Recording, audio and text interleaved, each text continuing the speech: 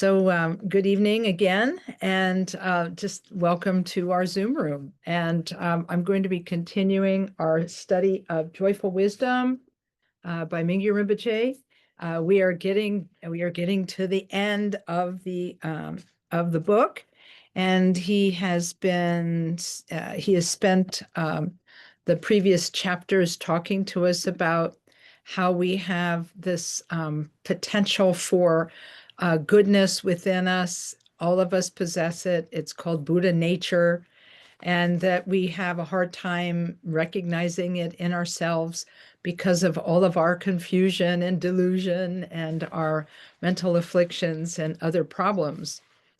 And then he goes about teaching us a style of meditation that's a very relaxed, open awareness, where we can key into, if you will, the basic mind that underlies all of our experience. He said that this isn't Buddhahood itself, but it's a means of training our mind in this open awareness, which gives us a sense of relaxation and spaciousness, even in the midst of a very difficult and troubled world. So that's where we've come to in the story that he is telling. As you know, last time when we got together, we're in chapter. I want to make sure I get the right one. Chapter 11, making it personal. We're in that particular chapter where he's talking about various exercises and being able to identify our feelings and then work with our feelings. So he, of course, also fills the teaching with personal stories about folks that he has advised in the past. And so we've learned a lot about ourselves through the stories that he's told about other folks. So the main practice that he began teaching, those of you who are in the book, the main exercise was taught around page 241. And he said, because he's teaching some insight meditation. He says, like the main exercise of attention practice, insight meditation can be broken into 3 stages. The first involves looking at a thought or emotion with ordinary awareness, simply identifying the feelings without any particular judgment or intention. The second stage involves a somewhat different approach. The idea is to recognize the nature of the emotion, which is that awareness that is inseparable from emptiness. But how do we do that? And then he leads us through a process in which he says, by considering the impermanent aspect of emotions, he said, we identify it. And then usually when we identify emotion, we tend to think of it as a big solid problem. But he said, when we carefully examine our feelings, the feelings themselves, he said, we find that they're not stable or enduring. In a minute or less, he says on page 242, in a minute or less, the thoughts associated with them begin to change. And so what he's trying to do with the exercise is to get us to slow down the process so that we can see the different aspects of an experience of emotion, so that it's not one big thing, it's actually small moments of emotion that get strung together. And then he says, when we look at physical sensations, such as our body temperature and so forth, we allow those things to change. And he says, we may be surprised at the many changes in our body and the many changes in our mind. And he says, in the beginning, we may be able to observe the shifts in thoughts, feelings, or so on for only a short period of time, maybe a minute, maybe longer. And then he said, that's okay. He said, as my own teachers advised me, it's important to resist the impulse to strive for a result. What's so interesting is that if we try to apply ourselves with a kind of competitive mindset, like I am going to accomplish this thing and I'm going to do it faster than anybody else. I'm going to be, so forth and so on. This kind of effortfulness, I guess you could say, kills the vibe of the meditation, which is supposed to be relaxed and expansive and spacious. And so he says, after looking briefly at the impermanent nature of our emotions, we can look at them and see that they are actually, our feeling is composed of the thoughts, the physical sensations, and the image of the object of our anger, and so forth and so on. And then he tells a story about an experience, he said, that he had as a child when a man came to visit my father who had had an argument with someone, and they had ended up smacking each other with sticks.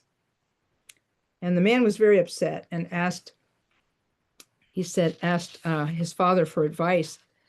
My father said, it was the stick that hit you. Why are you angry at the other man? And the fellow said, because he controlled the stick. But he was controlled by his emotions, my father told him. So really, you should be angry at the emotions. And who knows what might have contributed to his outburst.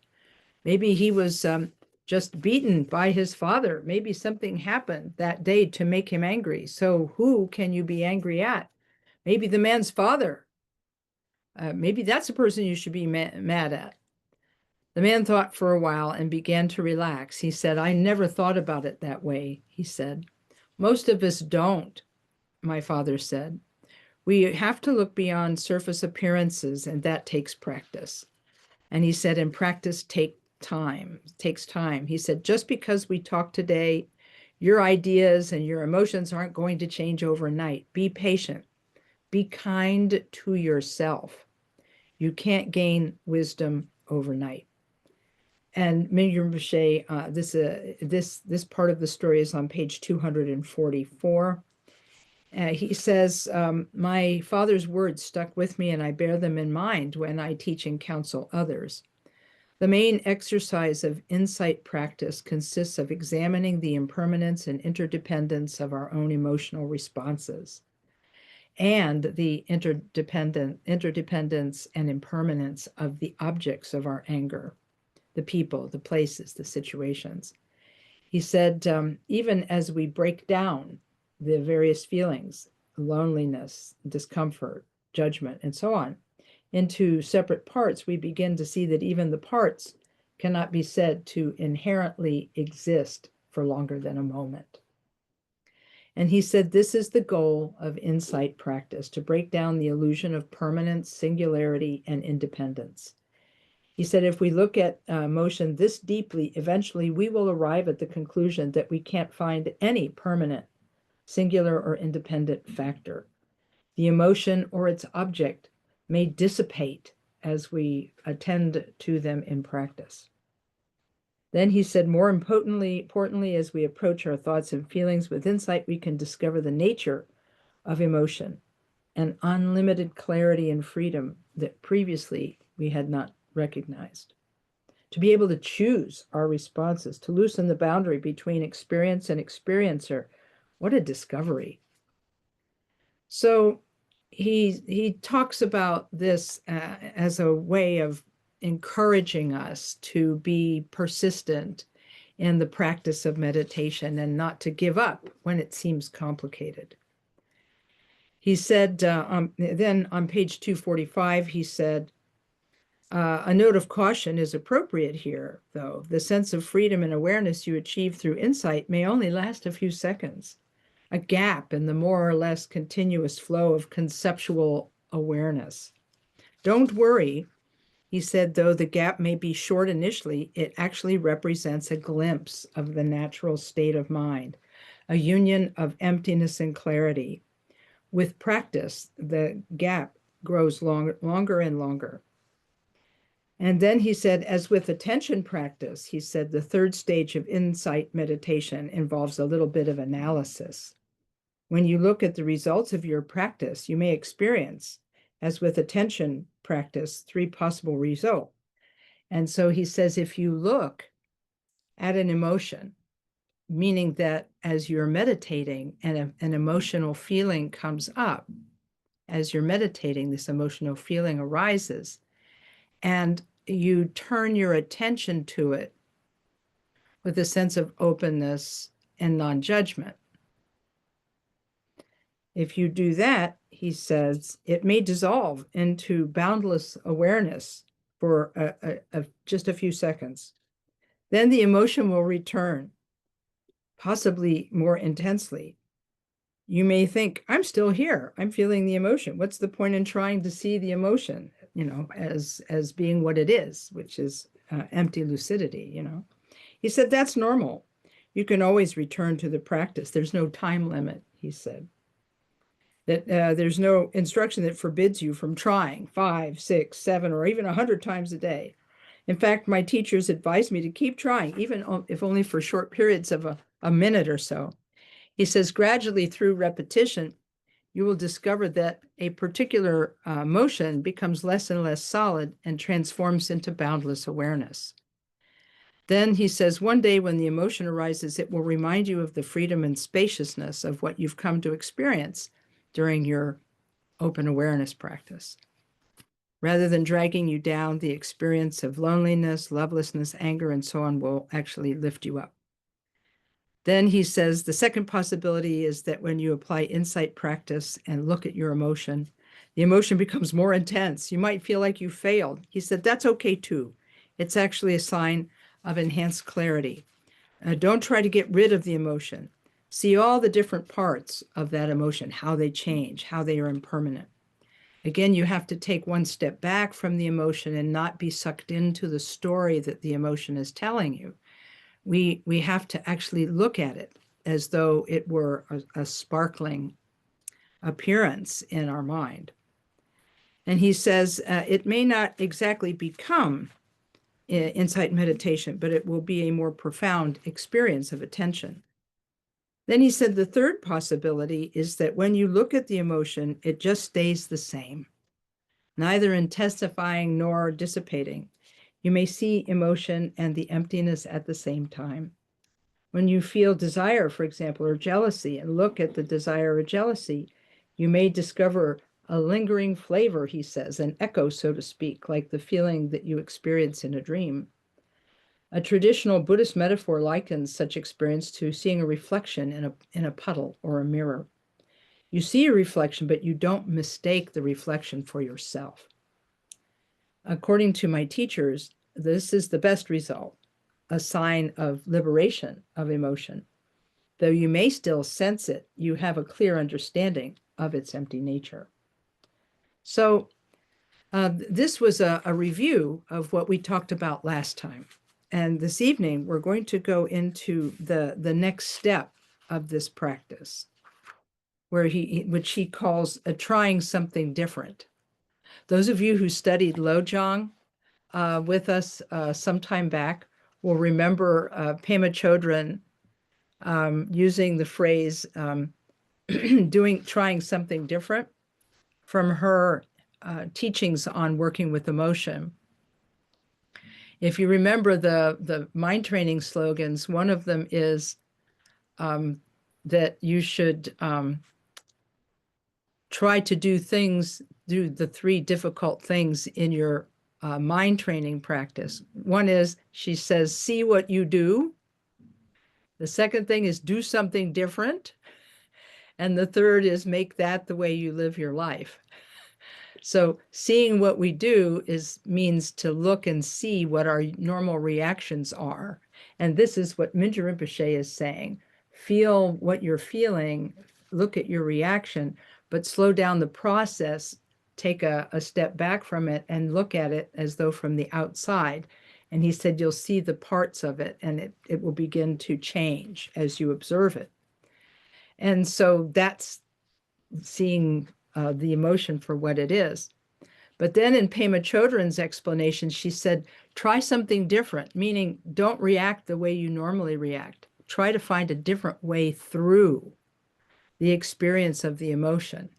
I found this to be true in my own life because I've been married to the same guy for 50 years. And I'm telling you, you really can have short arguments.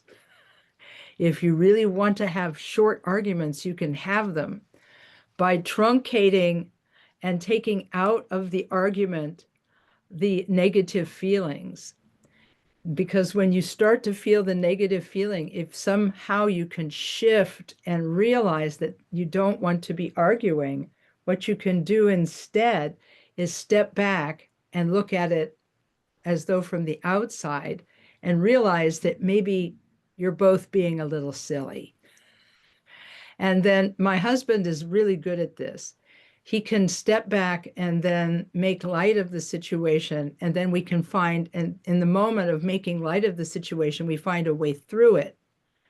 Not avoiding it, but saying, okay, well, let's come at this from a different angle and see and try something different.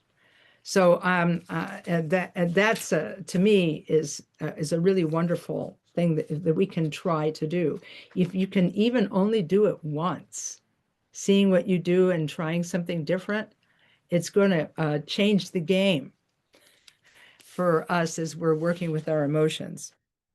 In any case, on page 246 at the bottom of the page, he says, if you try something different, this is how you do it. He said, of course, some emotional states are very strong or persistent, as demonstrated by the case of the woman who had spent so much of her life longing for a relationship. This was discussed at the very, very beginning of this chapter, because she had told herself a story about being alone and that she just couldn't succeed at relationships. And Mingyur Rinpoche walked her carefully through the experience of feeling this. And she saw that it wasn't just one thing that she was feeling, but many things. And this helped to take some of the energy away from the negative story and allow some space to enter the story so that she could begin to see it differently and think of other ways to approach it. So, so at the top of page 247, he says, sometimes rage against a parent or another family member, or perhaps a coworker, can last for years. I found this especially true among people who have been divorced or are currently involved in divorce proceedings. Depression, anxiety, and regret over past actions tend to extend over long periods as well. Any of these states can be difficult to tackle head on. Instead of trying to deal with these heavy hitters, these incredibly strong emotions right away, he said, you should try working with something that's a bit easier to break down. So rather than come straight at something difficult, try to start with something that's easier to approach. For example, he said, instead of working with your own intensive pain that you're having right this minute, he said, try, because a lot of people who have chronic pain have a very difficult time working with their experience of pain in meditation. And he says, well, perhaps it might be better to start with an artificial pain before you take on the big one of some chronic pain. He said, take a small pain that you cause to yourself. He said, you might try to create an artificial sense of physical pain, pinching, for example, the fleshy area between the thumb and the forefinger of the hand. That can hurt if you press on it. He said, working with that simple level of discomfort is very simple and direct. And he said, a side benefit, according to experts in acupuncture, is that applying such pressure can relieve headaches on that spot. Or he said you might try working with sensations of extreme heat or cold drawing upon memories of sensations to work with the discomfort of sweating or shivering and the wish to relieve such condition. Another possibility is to look at your desire for something like a technical gadget. Here's an example. I live in a place that has 4 seasons, and so I get to have momentary and artificial experiences of the pain of cold and the pain of heat whenever I get out of my comfortable car to put gas in my car. And it only lasts for a few minutes, but if it's blistering cold, it's really unpleasant. And if it's blistering hot, it's really unpleasant. And so I've actually tried to do this exercise looking at my mind while pumping gas in a very uncomfortable environment, because I know the environment's only going to last a short period of time. And it's a little easier to work with a short-lived pain or difficulty than it is to work with something that's big and long. So anyway, it's just my own personal example.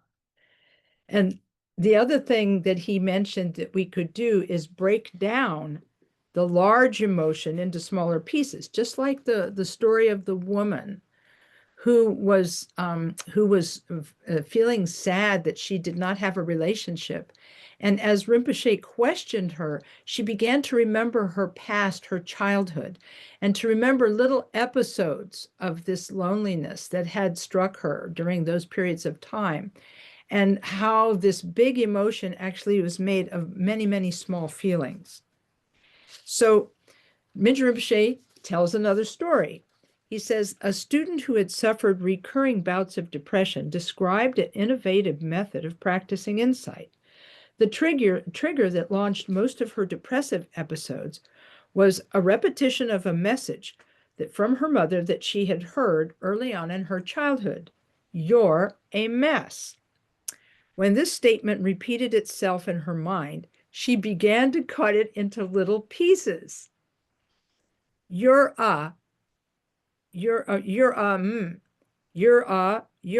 you, yeah.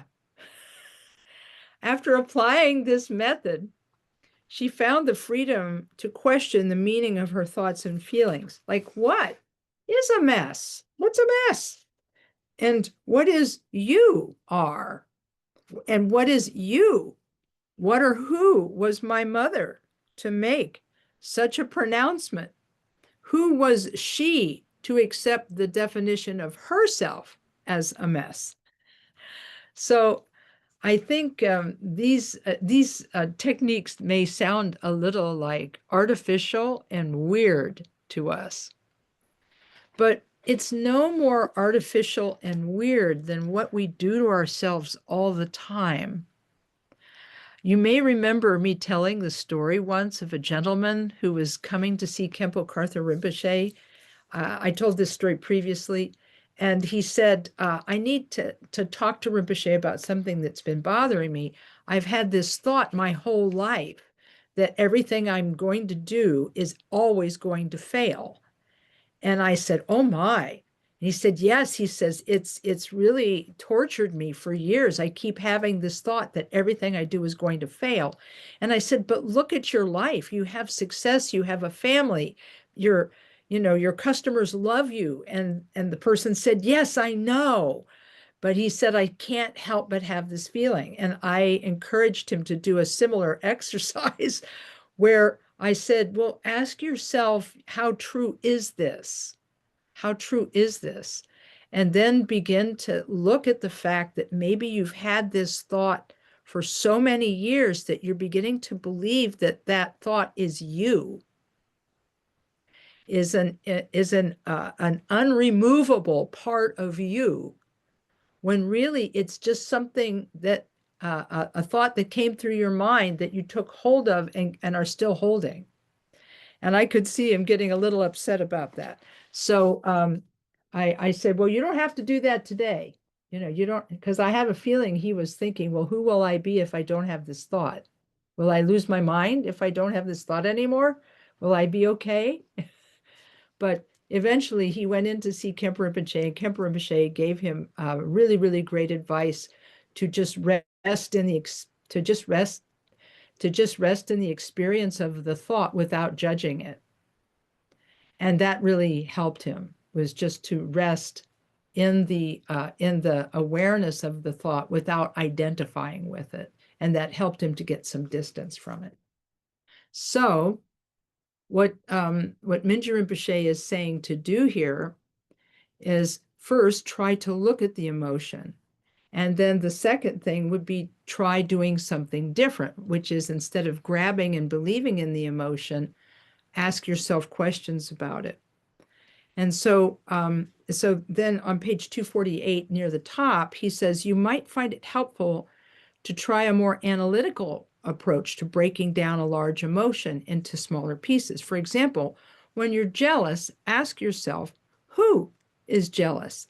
Is it my foot? Is it my hand? Where does jealousy arise? Does it endure? Is the jealousy interrupted by other thoughts or feelings? Who is the person I'm jealous of? Am I jealous of his or her hand or foot? His or her mouth? The words coming out of his or her mouth? Can I actually identify a permanent, singular, independent entity of whom I am jealous? This reminds me so much of Khenpo Karthar Rinpoche's, I call it, this is not what he called it. He called it a simple Mahamudra exercise. I call it training wheels Mahamudra practice. Remember training wheels on your bicycle when you were a kid? You had the training wheels on so that you wouldn't fall over until you learned your balance? Yeah, like that. Because he said, if you're feeling an emotion, he said, you should really look inside and ask yourself, who? And then try to find that one. He said, you won't find anybody. Who's feeling this? Or you can look at the mind that is thinking that. Where's the mind that's thinking that? And he said, you won't be able to find it. He said, that will help you sometimes, he said. So in any case, again, on page 248, third paragraph, he says, a different approach involves looking at childhood memories, which are more often easily broken down than the complex thoughts and feelings that burden us in adulthood. You might, as one student I spoke with did, recall an experience of falling out of a tree and skinning your knee. He experienced not only physical pain, but a sense of embarrassment that so many of his playmates had seen him fall. What did the physical pain feel like? He asked himself. What did the embarrassment feel like? Did my heart rate race? Did I feel blood rush to my face? Did I want to run and hide? The point of trying something different in terms of insight meditation is practice. Start small and use a focus that is somewhat easy. In doing so, you build your strength, or to return to the old Tibetan metaphor, you refill your reservoir so that you can work with larger and more persistent issues. And I think that the idea here is even if you have small success, that can be encouraging. Even if you only have success with mild emotions, be happy and continue to work with mild ones. Khenpo Karthar Rinpoche used to say, when you're trying to work with emotions, don't take on the big ones right away. Start with easier, simpler ones first. He said, mild irritation, like if somebody cuts in front of you in line at the bank or something like that. He said, just work with milder feelings first. And then he said, you'll be able to take on others. And it does come down to I have a lot of friends in the 12-step recovery tradition, and they have great slogans. And one of them is, if you do what you've always done, you'll get what you've always got. And so what that means is if we just keep doing the same things over and over again in reaction to our experiences, we won't make any progress. But if we can change how we approach things, then we might have a chance of changing things. So there's one more section to cover for this evening, and then we can have a discussion. Step 3 is is actually called stepping back. He says many people resist this insight practice. Some find it difficult to break down emotions into smaller pieces. And I mean, you know, how many of us, like this man, have had the same thought over and over again for so many years? It's kind of like our friend. And we're not exactly sure what we would think about if we didn't think about failure or something like that. I mean, you know, who would we have to work harder? You know, I don't know. It's like weird. Anyhow, he said some people resist this practice because we're invested, you know. I have to tell a Rinpoche story, a Khenpo Karth Rinpoche story here. One time he said, we really love our problems. You know, we don't know who we would be without our problems, and it's very hard for us to let them go. Another time, now that I've said that, I was wrong. That was Lama Ganga who said that. He was the Lama in Southern California for a long time. So anyway, he was before many of your times. What Rinpoche said, though, was he said, the reason it's so hard to leave samsara and leave our bad habits is because we have invested so much time and energy in solidifying them. He said, we really invested in samsara so much that we don't want to leave before we see if it finally pays off.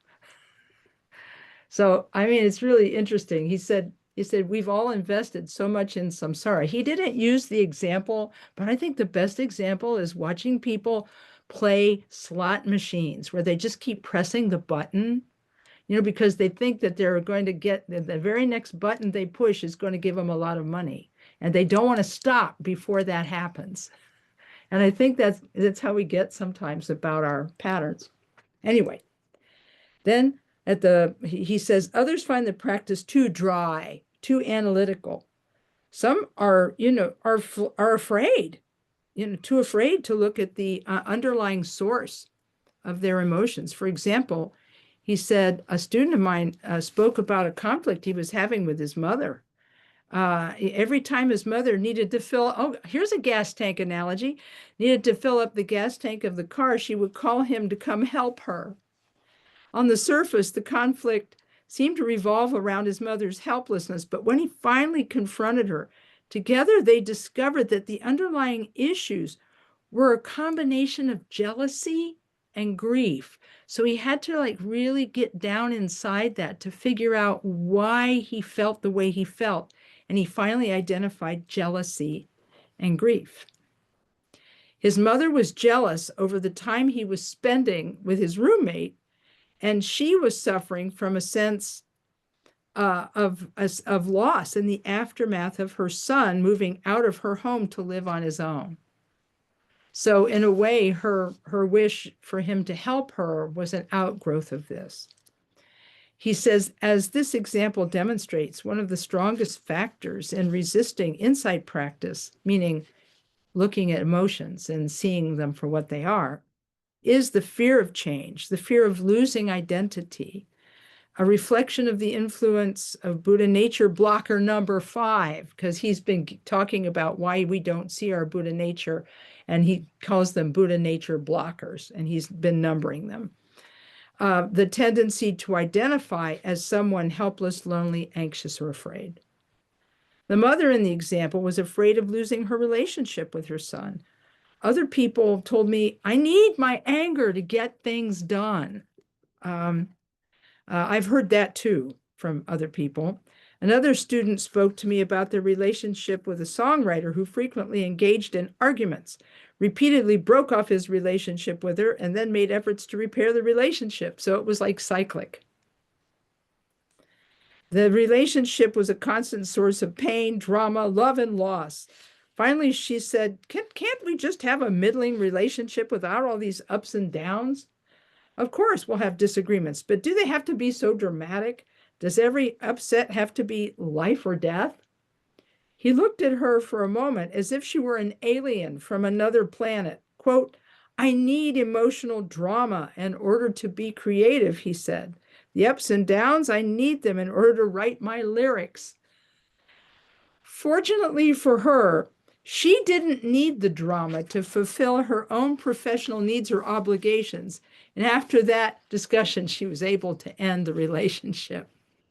So again, a lot of lack of clarity happens because we're so invested in feelings that may not actually be good for us.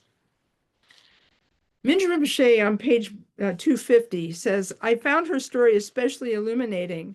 He said, because many people resist insight practice out of a misunderstanding of emptiness. More than one person has asked me, if I'm empty, if everyone I work with is empty, if all my feelings are empty, then how can I function? I've heard this more than once from people. How can I function in social life?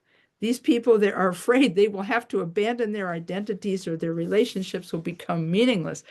Somebody told me once, if I keep practicing meditation, am I going to become a jellyfish? Somebody actually said that to me. They thought that they would kind of like fall apart and be ineffective in their job. And then he talked about an incident from his childhood where he was worried that a storm would blow the house that he was in down. I ran to one of the pillars in the main room and pressed with all my strength against the wind. The house, of course, did not collapse, but I doubt if my puny efforts played a part. Then I compare this experience to an incident that occurred years later when I took my bus ride, my first bus ride. One winter, I traveled with my mother from Newbury, and which at that time was an isolated village with no modern conveniences. And they went to Kathmandu, where the weather was warmer, and we could spend the winter in relative warmth and comfort. We walked for 10 days through a pristine, undeveloped environment, sleeping at night in caves or in fields and cooking our meals with supplies that we carried on our backs. Then we reached a place called Gorka. There, for the first time, I encountered trucks and buses. My first impression was that they were giant animals. The headlights looked like eyes. They growled as they moved. Their horns roared like angry tigers. As we approached one bus, my mother said, we have to go in there. No way, I thought. But my mother was adamant, and she pulled me onto the bus. The first day of the ride, I was terrified. I was sitting inside the belly of a beast. The roads on which we traveled were terrible, full of bumps and potholes, and every time we hit one, I was sure the beast would flip over. After a few hours, I got dizzy and vomited. At last we came to a stop, and my mother and I checked into a hotel. That night, I developed a fever and became dizzy again. I remember looking up at the ceiling fan, which wasn't turned on, and I thought I saw blades turning. Gradually, the whole room began to spin. The next day, I felt better, and my mother told me that in no uncertain terms, we have to go. As we climbed aboard the bus, my mother settled us into the front seat. I began to tell myself, almost like a mantra, that this is just a horse. It's not a wild beast. Slowly, my experience of riding the bus began to change, because I knew horses. I had ridden them before. I opened the window and felt the breeze blowing across my face. I looked out and began to take in the view of green trees and grass. It looked and felt like summer. Through looking at my fear and shifting my perception, remember? Because he said, I thought about it. It's just a horse. I knew horses, right? More importantly, the experience was one of my first exercises in insight practice, which is essentially a process of letting go of preconceived notions, embracing change, and breaking through the blind spot to discover inner resource that I never dreamed possible. And so I think, yeah, we do have a little bit more time, so I am going to press on. But look at how he solved that problem. Because his mother didn't give him any choice. He had to get back on the bus, and he didn't want to go through what he had gone through previously. So he made a decision that he was going to look at it differently. How many of us have had opportunities to do that and actually taken advantage of them? Maybe yes, maybe no, but it's a really creative state of mind, and it's a creative idea. So because we have time, I'm going to go ahead and finish the fourth step, which is taking a break. So, and then I'll take a look at all of them, because if you look at it, if you look at all of them together, it will look, the series of these will be cohesive. So after taking a step back, you can, that's one technique, but then there's another technique, which is taking a break. He says, even if you try all of the steps described here, you can find that your practice becomes unclear. You may grow tired or frustrated or bored. You might lose enthusiasm, even for taking a minute or two out of your day to practice. To use an analogy, people who take up jogging may be able to run for only 5 or 10 minutes at first. Even during such short workouts, even inside the workout, they may need to pause. And if they want to continue longer, they can't, because their bodies simply are not used to the exertion. They have to stop, no matter how much they wish to continue. They may try the next day and the next, extending their workout a little longer. Eventually, they're able to go on for many miles and might even be able to run a marathon. Similarly, he said, it's important to take a break when engaging in insight practice, especially, he says, if you become bored or uninterested, if the practice seems too dry or the emotions intensify. As with attention practice, he said, it's imperative to stop if the feelings dissipate or you attain a really deep experience of emptiness through which dualistic perception dissolves. This is important. He said, when they hear this, many people wonder, why should I stop when the practice seems to be working so well? I asked the same question of my teachers, and I offer the same reply. It's so easy to become attached to the sensation of freedom that we may be tempted to manufacture it. Letting go of feelings of release or relief is the ultimate exercise of insight. We are letting go of letting go. Because the work has been finished, the work's been done, and there's no need to continue. You just allow the mind to be, because if you keep pushing on something, then it's the opposite of what's happening in the open awareness practice. In open awareness, we are allowing things to be without judgment.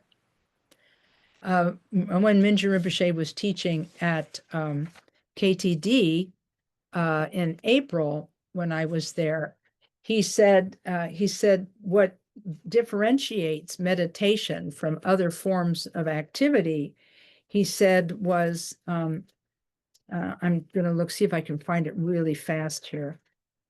He said was intention and view.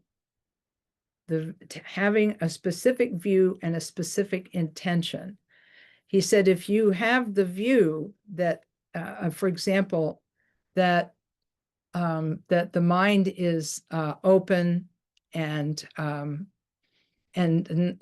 open and empty, and that thoughts and emotions are like mind's light or clarity. He said, when you can just rest like this, he said, that's meditation. But he said, if you're having thoughts and then you're getting all upset because your thoughts are taking you here or there, he said, that's not practice, because you've lost the view and the intention to practice meditation. So all of these techniques that he's offering here are ways that we can engage with emotions. So if we go back to the beginning of this section, when he was talking about the woman who wanted a lasting relationship, the story starts on page 239, if you want to make note of it. He talks about breaking things down and then and then he gives you 3 ways to do that.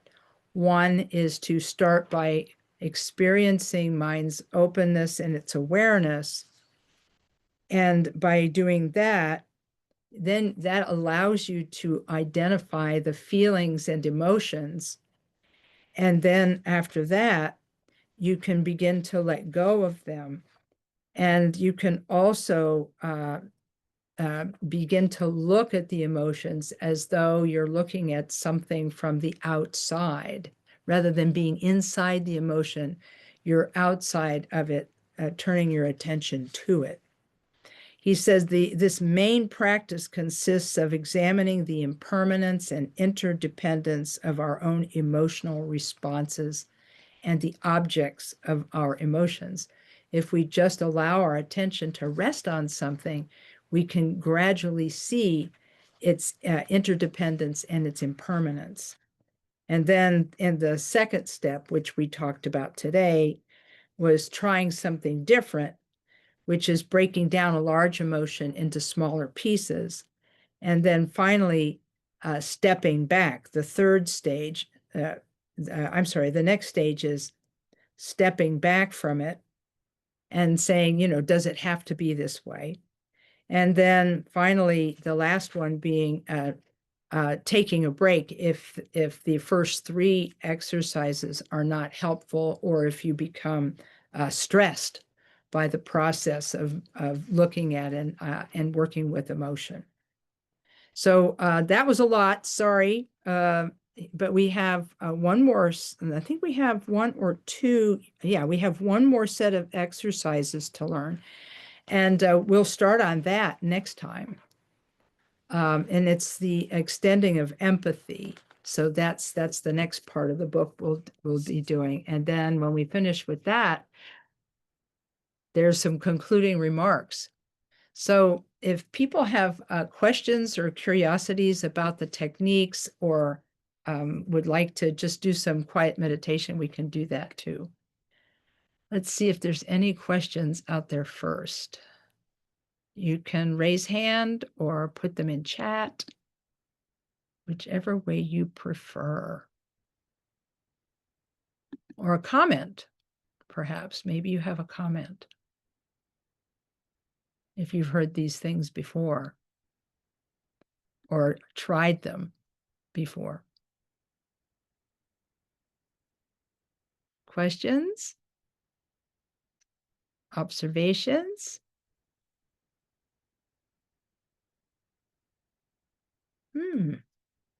Well then, maybe we'll meditate then. That might be the better use of time, huh? Okay.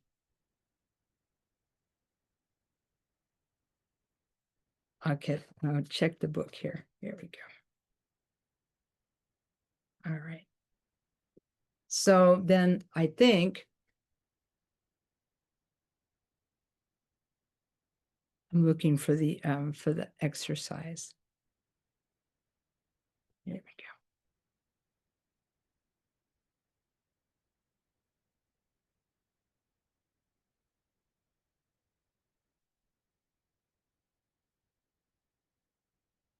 So what we'll do is we'll do a little bit of meditation then. Again, one more time, anybody have a comment or a question or something that's on their mind?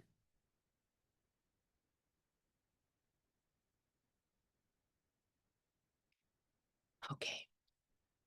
We'll start with a little bit of shamatha meditation.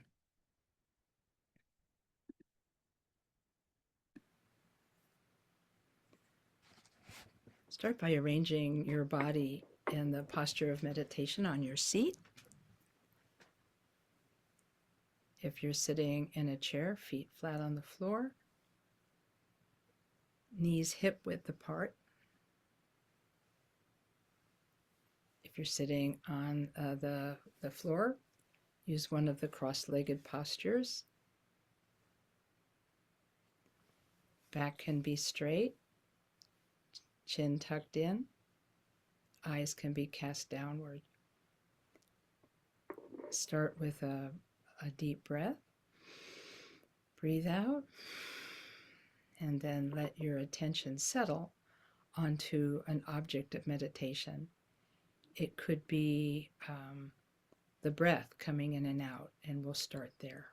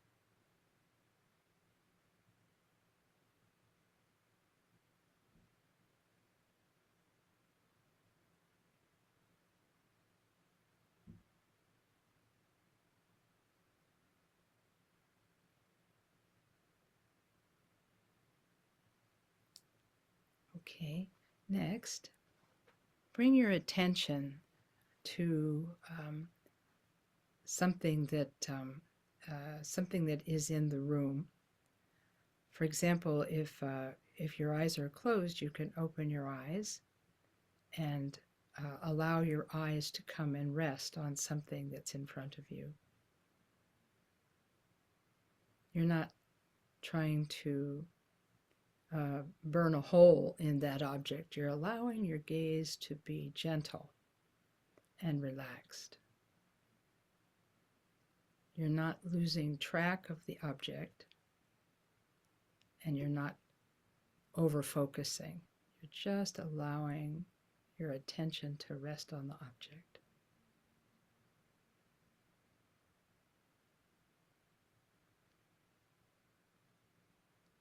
No mental description of the object.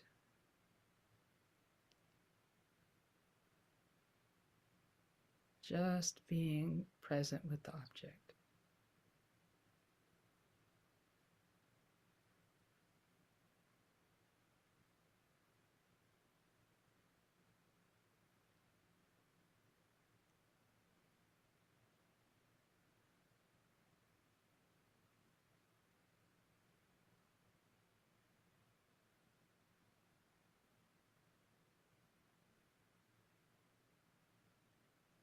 If thoughts come up, you can just allow them to come up, but you're not following them. You can just turn your attention to them and just watch them like you're watching the object.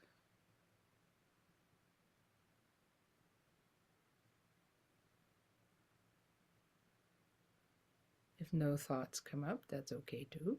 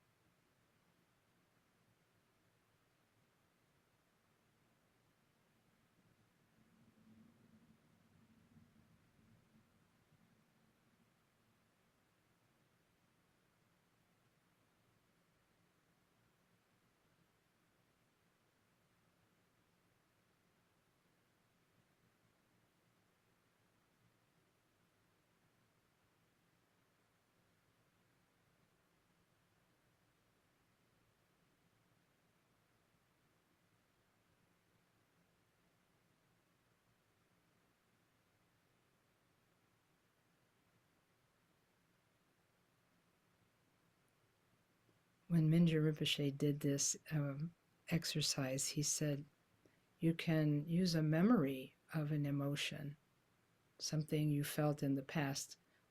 Make it mild, he said, something mild, like being surprised or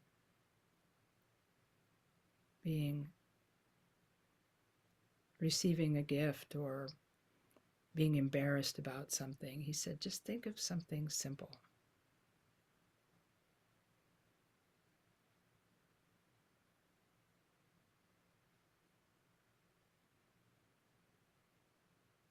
And then he said, you then just observe the emotion.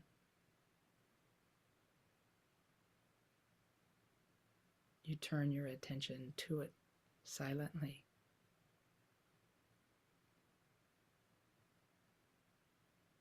He said, if it disappears, that's okay. Then just let the mind be at rest.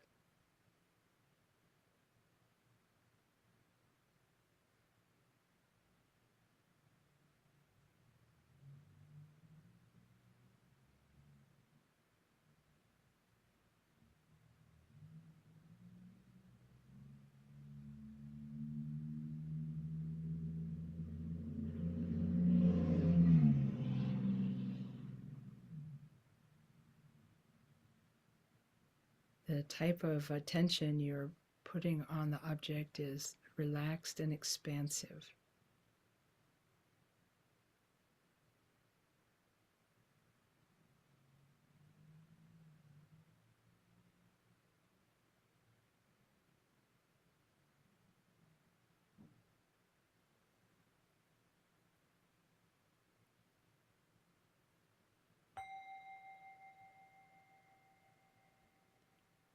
Okay, that was a short meditation. And I remember, I think this was His Eminence Taisuttu Rinpoche, who said, when you finish a meditation, he said, don't jump up. He said, just take it easy. Open your eyes if your eyes were closed, and attempt to have the sense that that expansive openness continues as you re-enter activity. So I appreciate having the opportunity to practice with you guys. Thanks. Well, we're at the bottom of the hour now. Didn't expect that that would take so long, but it's okay. Any final comments?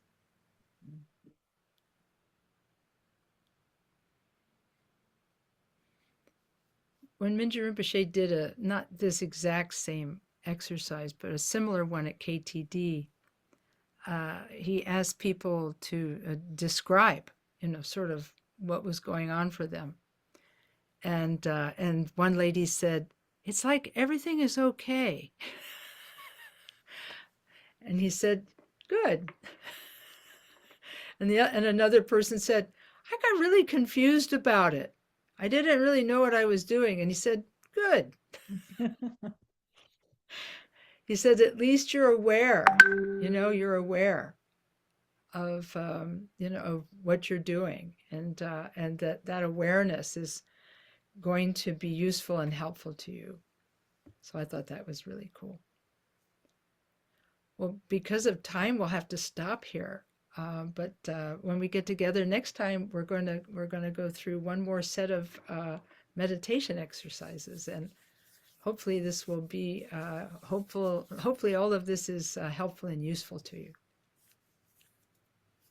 Thank you, Lama Kathy. It was great. Yeah. Thank you. Well, maybe we can dedicate merit. So I like to recite a short prayer in English, and so we'll gather together all the goodness that we've accomplished by being together tonight. And it's been great to see everyone, and I'm so happy that you're here. We gather together all the goodness, and we dedicate it to all suffering beings. There are so many in the world right now suffering for so many reasons. And we dedicate this merit to all of them, that they're freed from their suffering, come to awakening, and then benefit all beings endlessly. Here's a short prayer. Through this merit, may all achieve the omniscience of Buddhahood. May it defeat our common enemy, wrongdoing. From the stormy waves of birth, old age, sickness, and death, from the ocean of samsara, may we free all beings. May we free all beings. May we free all beings. Okay. Good night, Lama Kathy. Okay, Good night. thank you. Thank you. Thank you. Good night. Yeah, I'm looking forward to seeing you next time. Okay. Om Mani Yes, Padme thank you. Hum. Oh. Good night. Good night. Night.